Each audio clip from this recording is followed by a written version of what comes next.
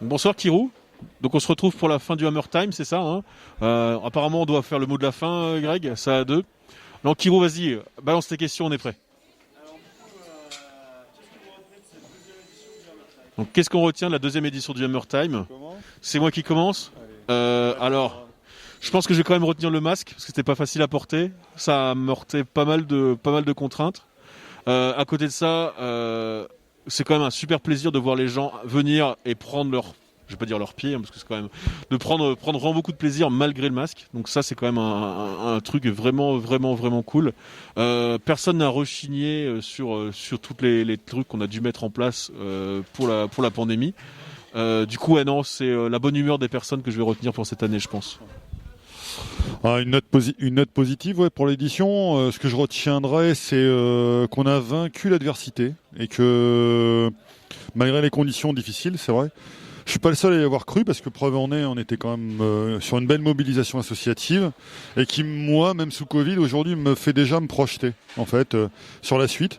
Aujourd'hui, on a réinventé, on va dire, l'événementiel ludique avec les contraintes sanitaires qui s'y appliquent. On fait la démonstration que c'est pas impossible. Voilà, et en le faisant sérieusement. Il n'y a pas rien. Alors c'est pas comme avant, certes, ça serait mentir, mais il y a une possibilité de faire. Voilà, c'est différent, voilà, mais c'est faisable. C'est ça que je retiendrai. Un super mot d'optimisme, quoi.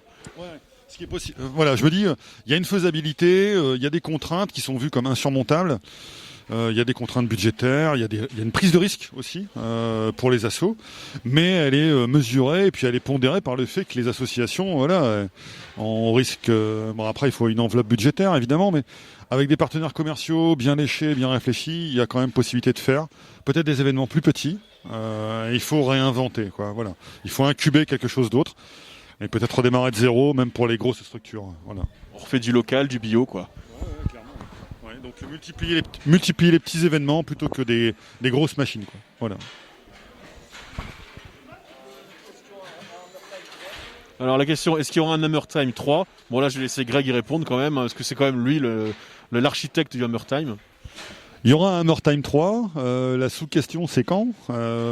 C'est difficile de répondre à cette question-là, mais il y aura un Hammer Time 3, c'est sûr, c'est une certitude. Ça c'est cool, c'est une sacrée news déjà. Hein.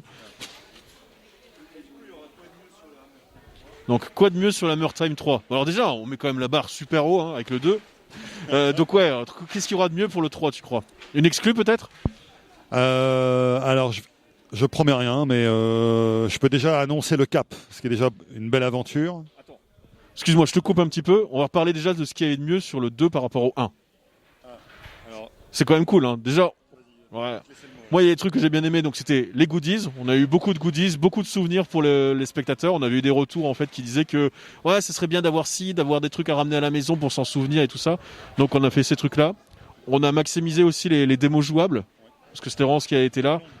Les démos longues, tout à fait, ouais. Et le stand peinture qu'on a un peu grossi sur la deuxième journée. Alors en fait cette année. L'axe de réflexion, c'était comment faire. On s'est dit, voilà, compte tenu de la dynamique sanitaire, ça a impulsé autre chose. Donc, on a privilégié les démos longues, le turnover des jeux. Donc, ça a impulsé une dynamique différente au niveau de la démonstration aussi. Donc, c'était une réponse aussi à la dynamique sanitaire, mais on a transformé cette contrainte, je vais dire, dans une dynamique positive. Et je crois que le fait d'aborder les choses posément avec chaque démonstrateur et chaque asso, ça a été bien accepté. Et donc, on a été vers quelque chose de tout aussi dynamique, en fait. Donc, c'était une forme de nouveauté. Et ensuite, en amont, il y avait la réflexion sur les goodies. On voulait une édition où les gens repartent avec quelque chose. Donc, ça, c'était le premier axe, on va dire, de nouveauté sur cette édition. On a produit énormément de goodies en partenariat aussi avec des entreprises et des partenaires. Donc, My Scenery, qu'on peut citer, TGCM pour la production du Hammer Chris. Donc, ça, c'était une vraie réussite parce que derrière, voilà, on était sur un partenariat associatif entreprise qui nous permet aujourd'hui, nous, d'avoir un événement où on casse pas trop, on tape pas trop dans le budget associatif. Voilà, on s'est fait plaisir, on a quand même fait l'événement. Voilà. Et ensuite, il y a le parcours enfant, donc il a été une grosse demande. Comment venir au Hammer Time pour occuper les enfants, et surtout les plus jeunes. Donc on a impulsé une chasse aux œufs, mais qui n'était pas une chasse aux œufs, qui était une chasse aux enclumes. C'est un peu plus lourd que des œufs. Mais qui a rencontré un vrai succès. Donc on avait planqué des mini-enclumes sur les tables. Et donc il y avait un parcours enfant, en même temps que voter pour la plus belle table. Tout ça, ça a créé une belle dynamique avec nos visiteurs. Ouais. Donc c'est quand même pas mal de nouveautés juste sur la version 2. Donc maintenant, la V3, qu'est-ce qu'on a de plus? Alors la V3, qu'est-ce qu'on a de plus Alors, sans trop tout dire, salut Gwen, sans trop tout dire, je pense que si on a plus de mètres carrés, on aura plus de possibilités. Donc le principal, c'est, je pense que, voilà, comme tout capitaine de navire, j'ai envie de commander un 3-mâts, donc voire un 4 ou 5 avec plusieurs rangées de canons, voilà, bon, enfin bref quoi. Et puis ça, faire plus gros, mieux, mettre plus de monde, partager encore plus.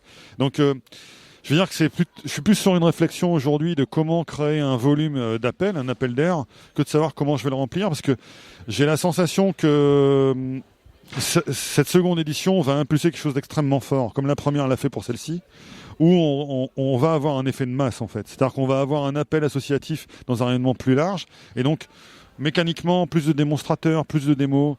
Voilà, plus de belles tables, une concurrence un peu plus large sur le tissu associatif qui veut remporter le Hammer Prize. Je crois que voilà. Donc j'ai envie de donner la chance à tout le monde, de donner une visibilité associative, c'est ça qui importe le plus pour moi. Donc vraiment aller sur une salle plus large, pour moi c'est la première réponse que je pourrais faire. Et demain, je pense à tous les absents qui pour raisons sanitaires, pour prise de risque, pour contraintes sanitaires, eux, ont une interdiction de venir. Je pense notamment à la Belgique, majoritairement, à tous les copains belges qui ont rencontré des blocages administratifs pour venir nous voir. Cette année, ça représente globalement, on va dire, enfin sans tout donner, mais voilà, 30% de mes contacts. C'est 30% de mes contacts, la Belgique. On est quand même à Lille, donc c'est 30% des contacts associatifs. Ils sont privés de Hammer Time. Aujourd'hui, si on doit maintenir les mêmes dispositions sanitaires, et même sans les tenir, je suis pas en capacité de les accueillir. Voilà. Donc pour moi, la première réponse, c'est me réinterroger sur où faire le Hammer Time. Même si la salle ici est magique, hein, honnêtement, il y a un environnement spécifique, voilà. C'est vraiment comment je fais pour me projeter. Donc si vous êtes en capacité de me proposer un partenariat asso, métropolitain, hein, parce que je reste sur la métropole, voilà, je suis fortement intéressé. N'hésitez pas à nous contacter, contact@laforge.fr, laforgeludique.fr. On mettra en description, je suppose. Vous cliquez là. Enfin, en tout cas, vous nous écrivez. Voilà, c'est vraiment une priorité pour moi. Okay. Donc, on voit, le troisième opus est déjà plus ou moins dans les tuyaux.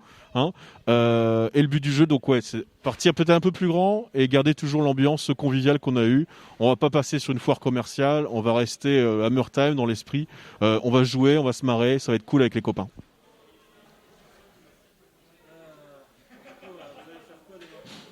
Demain, qu'est-ce qu'on va faire? Alors là, question piège. Alors demain, on retourne au boulot. On va avoir des étoiles dans les yeux, peut-être des valises aussi sous les yeux. Moi, j'ai quelques réunions de prévues, ça va être assez sympa.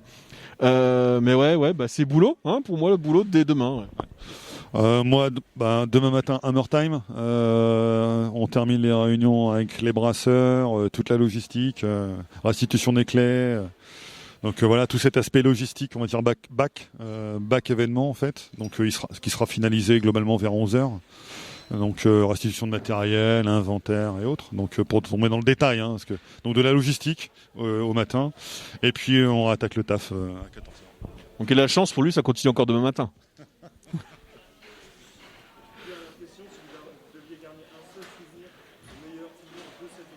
Donc si on doit garder un seul souvenir de cette édition, ce serait quoi pour toi, Greg ? Alors moi, c'est un peu spécifique, c'est un moment très attendu. La gestation de l'événement a été assez complexe, hein, voilà, compte tenu de tout ce à quoi il fallait répondre. C'est l'arrivée de mon premier visiteur. C'est mon plus beau moment. Donc ouais, je le tiens. Donc ouais, c'est mon plus beau moment. L'arrivée du premier visiteur. Je me dis ça y est, c'est parti. Voilà, là c'est bon. On prend la mer. On y est. Voilà, c'est mon meilleur moment. C'est vrai qu'avant ça, ouais, on le sentait un petit peu sur le nerf, et là, t'as pu plonger quoi, dans le grand bain.